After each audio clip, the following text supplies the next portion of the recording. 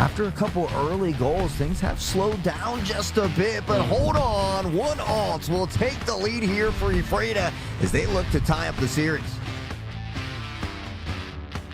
With the op in hand, able to find those shots and dash to safety, but now maybe a ninja defuse coming in here as well. They'll step up at halfway. They might have been able to get it all, but Sova finds the first one. Back to a 1v1, but do they know it's halfway? I don't think they do, and with that, the clutch defuse comes in. The other end of some of these trades goes for up B and getting juggled to the top of the stage, uses the up B for the recovery, and hang on a second, just gets caught out for it.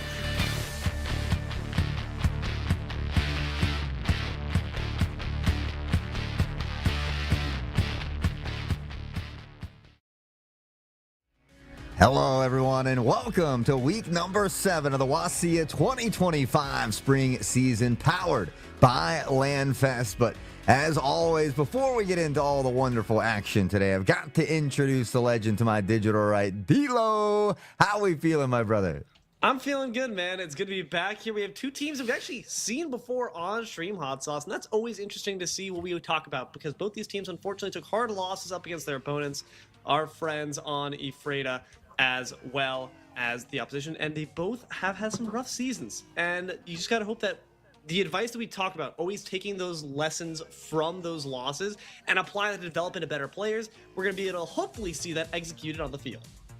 Yeah, it just goes to show you how many great teams there are littered across the league here at WSSEA. So unfortunately for Ephrata, 1-5 on the season, only been able to muster up one win thus far. Lakeside Eagles still 0-6 at the moment. So I believe they're going to be really hungry for that dub here today. Look forward to seeing how much momentum they've gained and improved throughout the regular season here. But interesting enough, we're going to be playing on Pearl, which is a map that usually a ton of people avoid.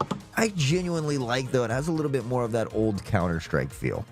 It's been oftentimes compared to Split, and when Split was taken out of the rotation competitively, it kind of became the new spiritual successor to that map. There's some intrigue when it comes to how you operate around those little peepholes in some parts of the map. So characters that can take advantage of that with their mobility, such as Jet, I think of instantly, can do pretty gosh darn well for themselves. You also have some very long channels by B site, so the operator and long range weapons in general can be all the more effective for it. So there's definitely a lot of intrigue to be had here, and you gotta hope that both these teams are ready for it. Also, hope you're ready for hearing about some of our sponsors here today, including our good friends over at Zotac. I want to give a quick, huge shout out to them at Zotac Gaming for powering today's stream. Thanks to their incredible support, we're able to bring this broadcast to all of you, helping to showcase the amazing talent in Scholastic Esports. Let's show our appreciation for Zotac Gaming by giving them a shout out on social media right back. Make sure to join their community on Discord, and don't forget, don't you dare forget, to use hashtag powered by Zotac or hashtag ZotacUSA when you post. That's right. Get out there and tweet. Let us know who you think's going to win today's game as well as we get ready to get in on toward that agent select screen, which is one of my favorite things to start off when we get into these Valorant things is what are these exact compositions that we're going to be looking for? Do they differ from map to map like some metas kind of call for, or are we still sticking with that more comfortability pick? Well, I'd imagine, honestly, Hot Sauce, when you get down to the lower ends of those leaderboards, right? You have these 0-6 players, you have these 1-5 teams. I'd imagine it comes down to more comfort. I think that, sure, you could try to let the meta carry you, but if your technical skills are lacking a little bit more, sometimes it matters more to have a character that you feel good on the keys instead of really trying to operate on something that just doesn't fit your style of play. What we're seeing here might actually be following suit with that, because I haven't seen a Phoenix, I don't think, at all in the past few weeks. Yeah, and at the same time, it might also be, almost the opposite, the yin to that yang, to whereas, you know what, we're already 0-5 or 0-6. Let's just go out there and have fun. Maybe I'm going to try somebody that I don't normally Also try. true. But honestly, Phoenix is a really good pick. He's one of the agents that has the lower points as far as alt count. I think it's only five or six to get the run it back for Phoenix. So you can follow that run it back in, look to find a trade at a minimum. You get that extra life. ISO, something similar. You have a shield that can eat even an op shot as you're entering into that site. So things that certainly make it a little bit more viable when entering the site. Cloak, I think one of the best smokes in the game right now. So the only thing that really worries me, at least for compositions as far as the Lakeside goes, is they don't really have a lot of smokes here. They have buys who can kind of stop entries and such, but they don't really have any smokes on their side. I mean, if you look at the map here, Pearl, a lot of it is narrow corridors, especially around center, and that kind of is unique where you expect really large areas that are kind of unfettered and unbroken. That's in a lot of Valorant maps in that center midpoint. Here, it's just a lot of alleyways, and you don't want to be caught down those dark alleyways without any cover. So I am surprised we don't have any Spectres showing up. You have the Jet for Lakeside. That Cloudburst is going to be really useful utility to ensure they're able to get across those narrow channels safe and sound. Yeah, again, you know, there's a lot of space to be taken at mid as well, and if you can kind of navigate through mid, it really opens up multiple different opportunities to pressure different sites, but at the moment, it does appear to be a 5-stack toward this A side, and they're just going to run it right in. The flash there from Phoenix. The blind goes out, but it's Shark to find the first pick, and that'll give him a player advantage. Can't run it back quite just yet, Monkey. Maybe thought they had the ultimate already online, but instantly gets dropped for the troubles. Just a bit too much of an eager beaver and gets straight to the punch, and one shot to the jaw. They're knocked out. And now it's just going to be a quick little patient reset here from Lakeside. They know they got the man advantage, so they can take this one slow.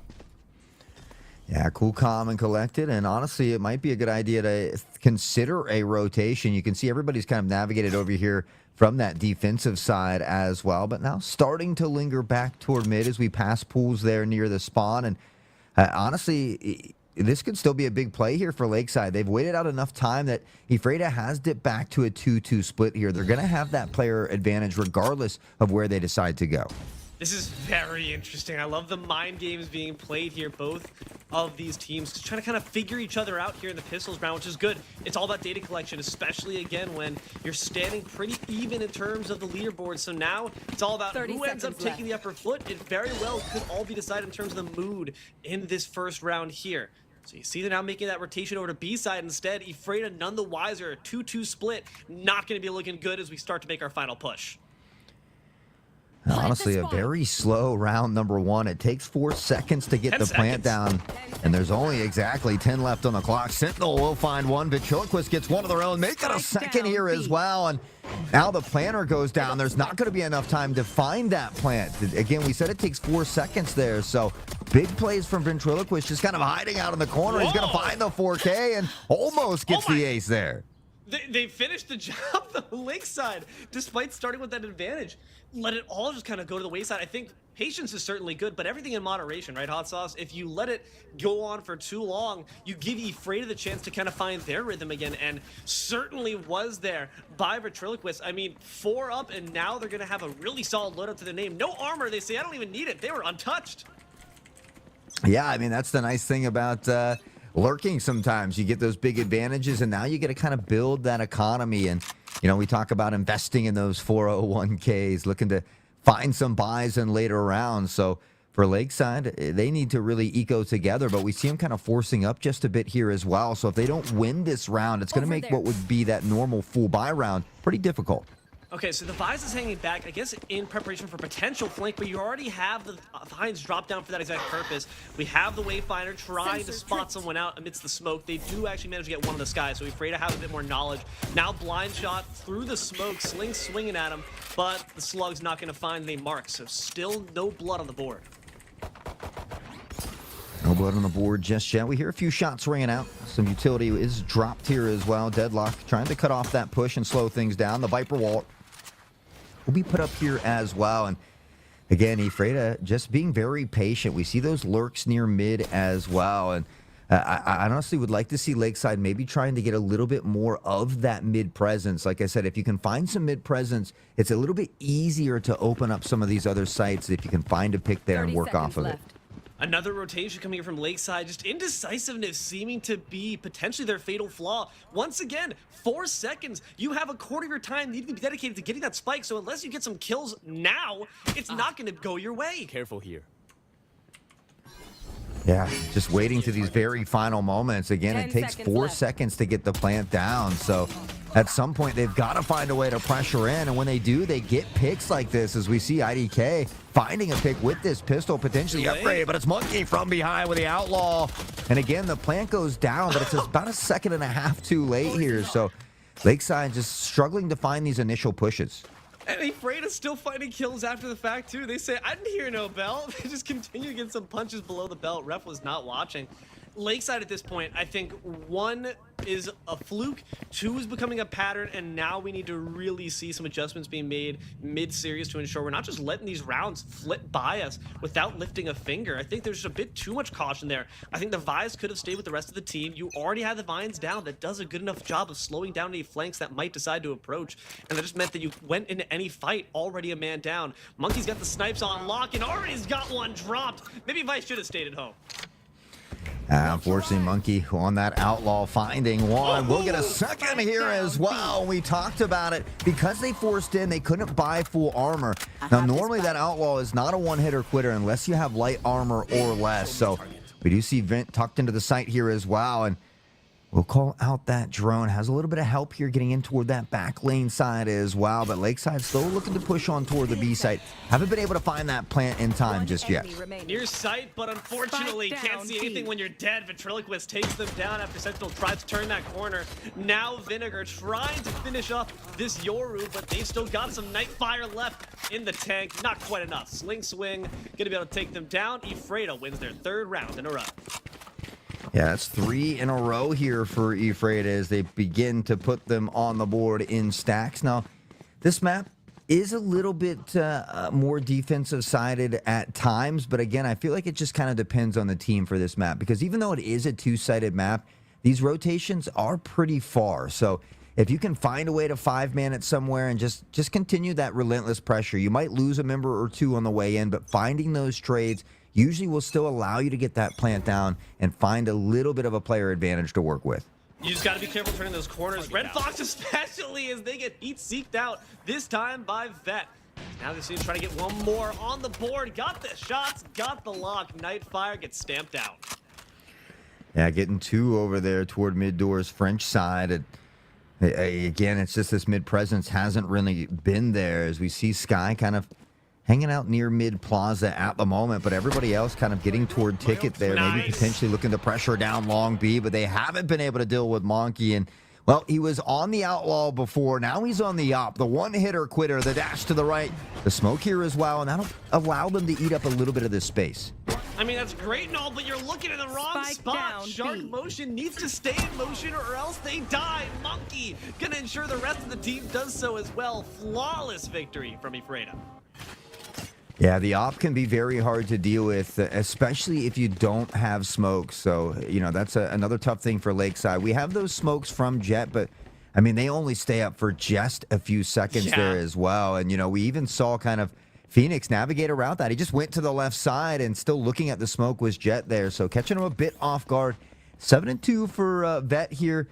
And 6-2 for Monkey. So on a little bit of a tear at the moment. And again, you take a look at the economy for Lakeside. They're never really fully buying together as a team.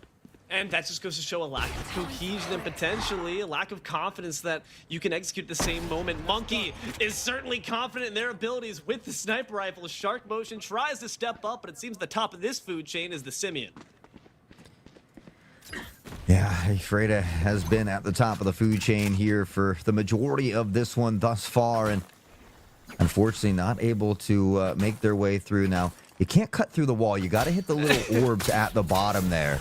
And then once you destroy the orb, that wall will begin to break away. But only that section unless you destroy that mid orb. Much like the Sage wall, though, when they first drop it, it is a little weaker. So if you destroy it when it's immediately dropped, it's a lot easier to take out than if you allow it to kind of fortify. If you try to destroy those walls, you might get bitten by a snake lurking in the bushes. Best be careful. Viper is on the hunt. Trying to shoot through the smoke, but Sling Swing gonna return fire. Can't quite find the shots they're looking for. I mean, just a bit too low. Got nades of their own, though. They toss him up, and Dak Gamerboy brings him down. Sentinel trades out for Vet as Red Fox seeks him out. Yeah, Vinegar finding Red here as well, and then Swing pressing up, finding another one. IDK tucked in the corner, but that fast Ferrari peak again can be tough to deal with. Now 5 in a row for Ephrata, so After having a little bit of a rough season, it seems like maybe they've been putting some work in here, and now that hard work paying off a bit. I think Lakeside just need to be a bit more decisive. I think truly they absolutely have the skills. They've gotten picks individually, and they clearly have the ability to take down members in 1v1s. I think that we're just going into these a bit too laser locked on the same path. We feel like we're on rails. Maybe we jump those rails and try to find an alternative path. You mentioned the fact that this map, Pearl, it can be a gem when it comes to alternative ways to approach the target, but it just feels like we're always trying to challenge Monkey directly. We talked at the very beginning about how that B site is incredibly dangerous, so I'm liking what we're seeing now. It's a full dedication to A. Hopefully that'll have better results. We'll see if they can get off the rails here on the crazy train maybe, but again, still pressing toward this A side. A bit of a 3-2 split here, but there are only a couple members over here as well. Oh, if they no. can find a way to get an early pick, unfortunately it's Swing finding Sentinel again, and they keep pressuring into these smokes. Slight one-ways. Red Fox, though, on the outlaw, able to answer back and at least find one here at a minimum. It's a 2-for-1 so far. Ephrata to take the trade, and now they're gonna keep on extending it. Nightfire once again gets extinguished. IDK does not know where to go except for back to the gray screen. Vinegar finishes the job, and Vice in a Vice lock between three members. Nope, it is 4, and now it's 0 on Lakeside, as once again Ephrata is able to continue their dominant streak. Yeah, again, I think the biggest problem for Lakeside has been the economy. We haven't been able to see them to eco or full buy together, and once more we see them kind of scrap it in. It's Red Fox back onto the outlaw with a rechargeable shield, 2 Spectres with full shields, and then we still got 2 members trying to decide what they want to try to do. They've got 3 ults to work with here as well. Honestly, Shark should probably buy for a teammate, get armor, and work off of the blades, but these are all things that you kind of got to work out as time goes on as a team. Well, so far as a team, Lakeside definitely been struggling when it comes to getting anything on their own terms. Get the Seekers out there as the Squids try to find someone. They do manage to ping out Vet. But the question is, with that knowledge, can you still even kill them? Vet standing strong, all 10 toes on business, says, come on, try to shoot me. See how it works out. Yeah, I mean, the confidence is certainly being exuberated out on the battlefield as Vet will find Nightfire here as well. And it's just continuously early picks here from Ephrata that gives them that player advantage as, again, Swing finding Red Fox Seeker.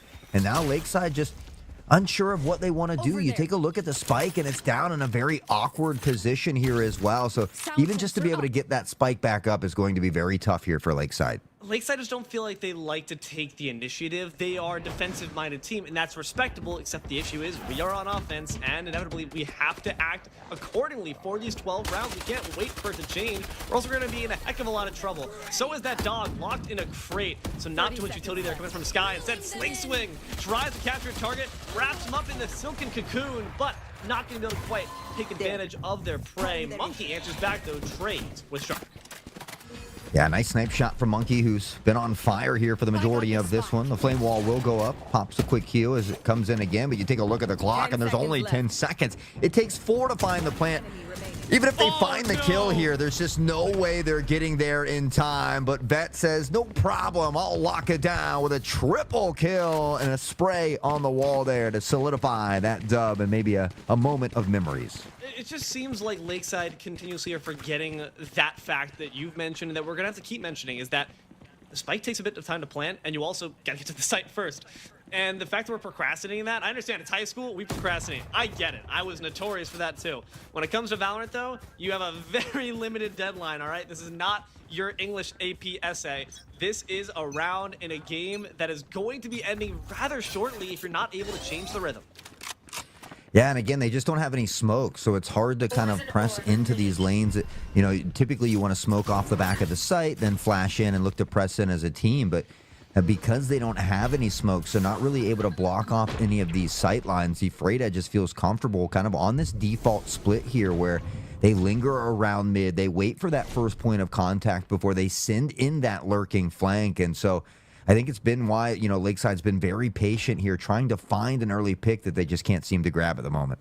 Patience is a virtue, but moderation, you got to try to keep that in line and not give in to the temptation to run out with reckless abandon. Because look at where Monkey's set up there. That is a tent waiting for anyone to try to cross that line of sight. And it's awfully long. Again, these long, narrow hallways. You see Vice about to be in a heck of a lot of trouble if they get caught out, and Monkey indeed will bring him down. Yeah, Monkey finding that first one. Sentinel, though, able to get a pick of their own on toward the Viper to keep it a 4v4. Monkey on the fast swing. The flick, and it's not quite there. IDK with a Spectre has an opportunity to upgrade to that op as well. But right now, eating up some of this space, looking to take control of mid here up toward Medic. And honestly, the spike's rotating, though, away from the B side. IDK finds a second pick, but they could have gotten the plant down as Swing will find that trade. 14 seconds left. Once again, we have the advantage in numbers, but do we actually have the wherewithal to step up and take advantage of it? 2 seconds left before you need to have it planted down, or at the very least, bring the rest of Ephrata down 6 feet under. Neither objective is going to be accomplished, which means Ephrata win again. Yeah, and honestly, Lakeside had the bomb or the spike over toward the B site where we saw IDK find that pick. It completely opened up the site. But instead, they picked up the spike, ran all the way back from B through mid toward A, and again, wasn't running with that knife out, which makes you a little bit quicker. All of these little things are important little, tidbits that could help you get there just a little bit quicker. But you have to remember, it takes at least 4 seconds to plant that spike. So if you're not putting it down by that 4-second mark, you're not going to get it. And unfortunately, Lakeside probably could have won 2 or 3 of these rounds had it not been for something like that. I don't care what the scoreboard says. Lakeside absolutely still have a way back into the sense they just got to try to not repeat what has been their doom so far, which is crossing Monkey, crossing Vet without having backup or support. IDK is going to go down, and already you see the Jet very low on life. And these smokes from Dat Gamerboy have been doing such a great job of accomplishing what Lakeside simply can't with their composition. Great cover. Great cover. And again, it's the composition just being a little bit more favorable here for Ephrata. You see the smokes. You see that deadlock wall blocking off that point of entry. And so I think it's something that's just really slowed Lakeside down. It eats up a ton of time off the clock, and it makes Lakeside just a little bit more indecisive than they might normally be here. So still trying to navigate through the rough waters. They're, not out of the deep water just yet. Like you said, there's still a way for Lakeside back in it, but they really got to find a way to get 2, 3, even maybe 4 rounds on this attacking side. Yeah, if they're deep in the ocean, someone's got to toss them a life raft. Someone's got to give them one of those little floaties, some water wings, anything to keep your head above water. And to get your head poking out to try to get some kills. 20 seconds left. We cannot just stand here. Your name is Shark Motion. Let's see it. Oh. See that wall to get through there as well. The vines come out, but they continue to push, and it's the spike. It's the spike holder who's chasing them down. They need to get in toward the site, but the shorty comes up with a big one. Shark will find one with the sheriff as well, but again, the damage is done. Shark feeling that pressure, running toward the spike with a knife out because they have no time, but unfortunately running into a firing squad, and now it's Ephrata at 9-0. I mean, I think the last time we saw Ephrata on this channel, they lost 13-1. So, and maybe they've been putting in some practice during these after hours. Hurt people, hot sauce. That's what I'm learning That's here true. Today. Ephrata dishing out the exact same pain. No mercy, no restraint. Lakeside now have to face the exact same fate they did so many moons ago. And you know what? Fair play to them. Ephrata with the upper hand. They're not going to let go of the reins unless Lakeside kill them and take it from their cold corpse. I certainly don't envy the uphill battle of Lakeside, but as you mentioned, I see a way back in it for them. It's just a little bit more decisiveness from that crew, and even if you lose a round, at least do it pushing together and look to find that plan at a minimum. And so we do see them all moving together through mid, so maybe this is a start here in the right direction. I do like to see that. The Cloudburst used a bit too early for my liking, though, and IDK dropping too early in the same fashion. Vinegar launches out the snake bite just to try to see if anyone's going to be lurking and lies victim to the venom. Sentinel tried to peek through the door just a bit too late. Could have maybe had the angle to try to get something additional. But at the moment, just her and Yoru planted up together. I do like the fact that we're grouped a bit better. He's got backup, but Red Fox Seeker, unfortunately, doesn't have the shots to back up the dock. Yeah, and again, I feel like just not having a smoke on the side here of Lakeside has been something that's made it a much more tougher than it needed to be for them. But Vinegar, Swing, both finding early picks here as well. The decoy will walk on through, but Nobody bites just yet. It's Vet there at mid, but Red Fox with a little bit of snipe action will find one. Unfortunately, again, you take a look at that spike. It's down in a very awkward position, and Red Fox rotating all the way around really doesn't even have time to go that way. 15 seconds left. It's very nice to get 2 kills to your side, but you've also got greater things to look at. We're getting too focused on the rice and beans and failing to notice the whole enchilada, the entire meal. We're just going for snacks instead. Unfortunately, gonna eat that flash as a snack and lose the round and eat some bullets right after. It has been a tough day here for Lakeside. Again, unfortunately, just not able to find that plan, and they find themselves running on towards site with that knife out with just not a lot of time left. I'd like to see him try to just make this push earlier. Yes. Like I said, you're going to lose a member or two when pressing a site on offense. That's just standard. So you need your team to trade you out. 5-man it somewhere. Do it relatively early within that first 45 seconds so that you have time to deal with those kills and try to find that plant at a minimum, because I feel like Lakeside is almost fighting themselves a little bit at this point. We can talk about the same thing we've talked about anytime there's been a very great disparity in the rounds, which is side quests, okay? Lakeside, at this point, I say you zoom in. You don't necessarily focus on winning the greater game. It's still possible. I don't care what anyone says. It's always still possible. But it's got to come from one small step forward. One small kill, maybe. A 1-for-1 trade. Red Fox does take down Vet. It's a good start, but now Sling Swing slinks back into the shadows after getting some nice shots off and really lowering the health bar of Ice. We'll see. They look to go on and pressure in further, but Monkey on the op will find one snipe, almost gets another, and Red Fox has 14 health left on the docket. They've got to be careful, but again, the smokes are in the way here from Clove, and it just slows that pressure down. They're unsure of where to go, and for Ephrata, they haven't had to rotate. They have been trusting in their teammates to win these gun battles, and certainly have done a good job of it so far. I mean, that's the thing as well. Not only is the positioning just, at this point, Ephrata's got this superior hand at that, but also their shots are just placed higher. You see oftentimes our friends on Lakeside are aiming a bit too low. They're going for the below-the-belt punches, but this is not boxing. This is a gun game. You got to aim high, aim for that head. Only one member left. It's the Shark. Will they be in motion, or will they be caught in a trap? Yeah, unfortunately, they know exactly where they are. The pressure comes in, and Swing once more with a shorty. Pop it off. Now 11-0 for Ephrata as they look to close it out in sweeping fashion here and maybe look for that flawless game. They're going to have to get through that pistol round on the next half, but we still got one more in this one. And again, you take a look at the economy, the buys here as well. Never a full set of rifles. We got 2 SMGs, a shotgun, a Guardian, and an Outlaw. So Lakeside, one of the biggest problems is that economy. They need to just save together all pistols one round so that you can full buy in that following round. Yeah, we're still shopping out of the Easter sales bargain bin, and at this point, it might be a bit too late even to have that cohesion when it comes to our buys.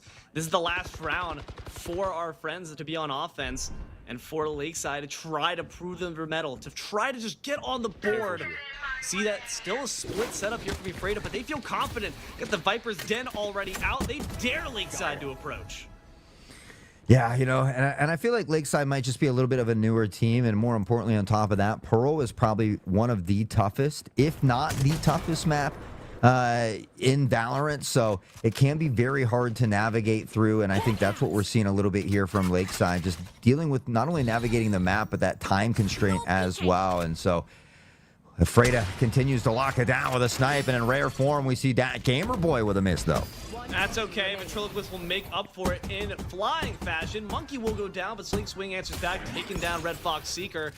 As now it's only the Yoru left, and I don't know if clones are going to be enough company for you to actually take this one in the bag. Ephrata still have 4 members left, and they're ready. Doesn't matter which dimension you're drifting in, you're going to be crash landing back in the underworld. As once again, Ephrata take it 12-0. Switching sides. Yeah, I mean, Vet even popped out the pistol there when he took him to the Thunderdome. He said, 2 of us will enter, 1 will leave, and he didn't even use his rifle to get it done, so feeling certainly confident here is Ephrata. 12-0, 12 rounds in a row. And if they win this pistol round, they're going to close it out here in undefeated fashion. That would be such an amazing notch in their belt to say, hey, listen, we've been near swept before, but now we're the ones with the mops and brooms. We're the ones getting the janitor's uniforms out, and Lakeside are unfortunately the ones with the dustbins and trash cans. They got to try to get something on the board. And again, I still believe, especially in a pistols round, it's all even. The economy's no longer a factor. It all comes down to tactical play. Tactical play.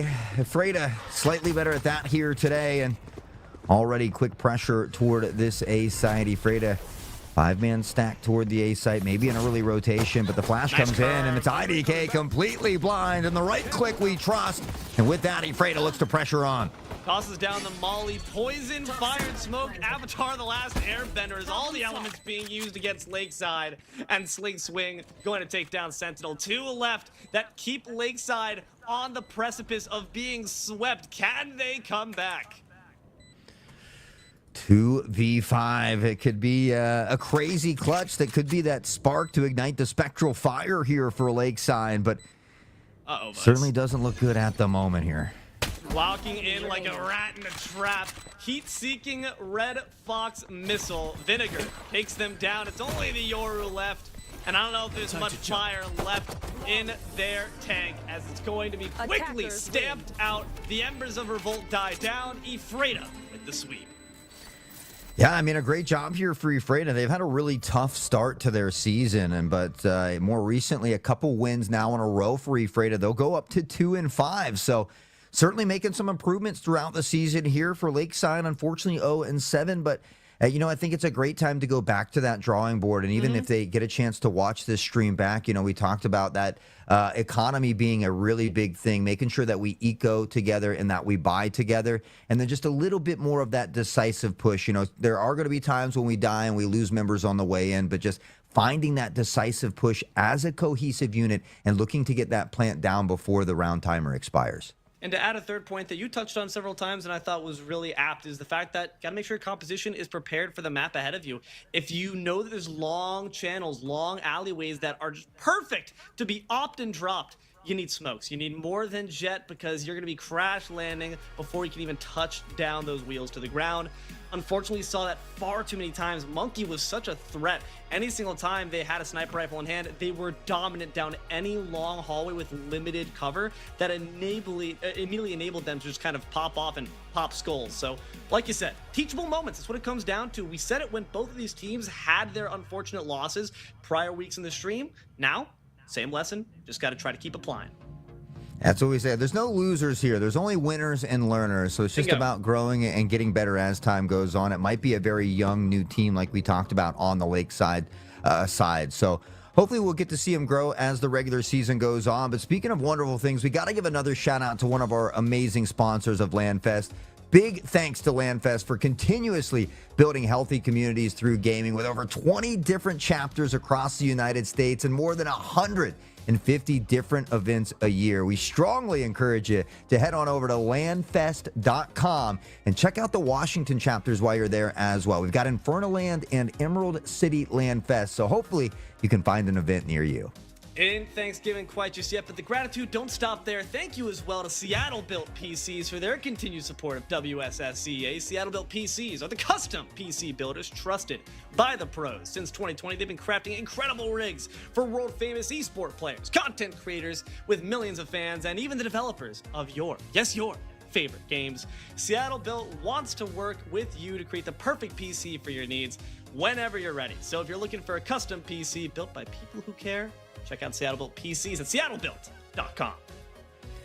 That's right. We love our friends over at Seattle-built PCs and all of our sponsors from LANFest to Zotac Gaming as well. It's always a pleasure to get to come in here and share some of the spotlight with you, D-Lo, and showcase the wonderful young talent throughout Scholastic Esports. Of course, we wouldn't be here without Connie or Taylor as well. Always doing a wonderful job in that background, producing the show, doing the observing, wrangling up the students. It's no easy task making us look pretty out here and making our job look easy. So we certainly appreciate each and every one of them as well.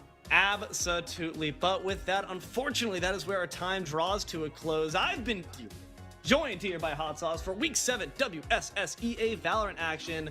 Just like Hot Sauce said, also, please make sure to thank our lovely production, our eyes in the sky, Taylor and Connie. We cannot yell at games without them. Last, but certainly not least, thank you, loyal, obedient viewer, for your time. We hope you enjoyed this series just as much as we have. Keep an eye to the sky for more WSSEA content coming at you tomorrow, some Smash Bros. Same time. Until then, though, good games and good night. 10 seconds left. Spike.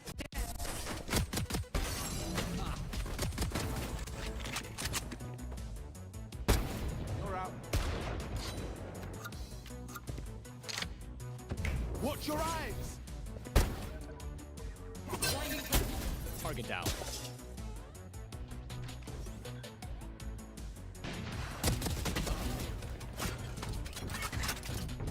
One enemy remaining. Spike down B.